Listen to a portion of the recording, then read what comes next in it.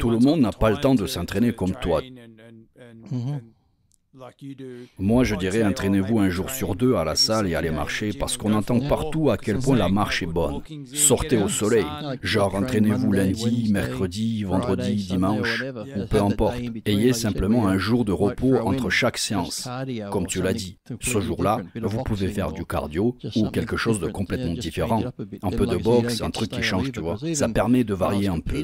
Et comme je le disais, ça évite de se lasser. Même quand je faisais la compète, parfois je faisais un jour d'entraînement, un jour de repos. Parce que quand tu t'entraînes plusieurs jours d'affilée, arrivé au troisième, au quatrième jour, tu te dis « je suis un peu crevé, j'ai pas envie d'y aller ». Alors que si tu te donnes à fond à la salle un jour, dans ta tête tu te dis « c'est bon, demain je me repose, je vais juste marcher, manger un truc, me détendre ». Ensuite, le jour de repos passé, tu te dis « putain, j'ai hâte de m'entraîner demain ». Donc tu es toujours motivé. T'es pas dans cette routine à t'enchaîner les jours sans pause. Et même quand je m'entraînais 4 ou 5 jours d'affilée, le cinquième jour, même si j'étais fatigué, je me disais « c'est mon dernier jour avant repos et je vais tout donner ». Et puis, encore une fois, il y a plein d'études qui disent que la marche est super bonne pour le cardio. C'est un truc que tu peux faire souvent.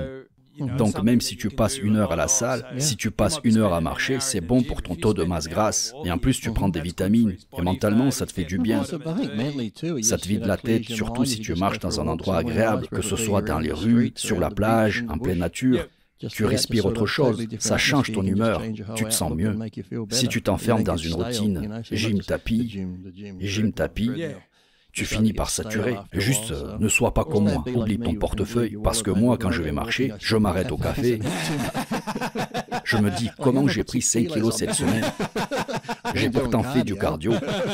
Peut-être qu'après le cardio, faut pas enchaîner direct un burger et un milkshake.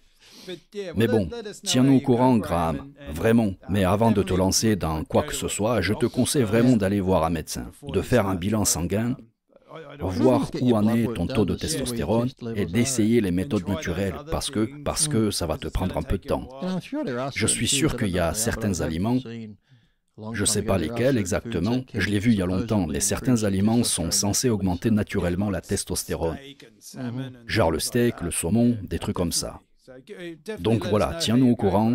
Je suis curieux de voir si tu t'en sors, même si je ne suis pas aussi vieux que toi.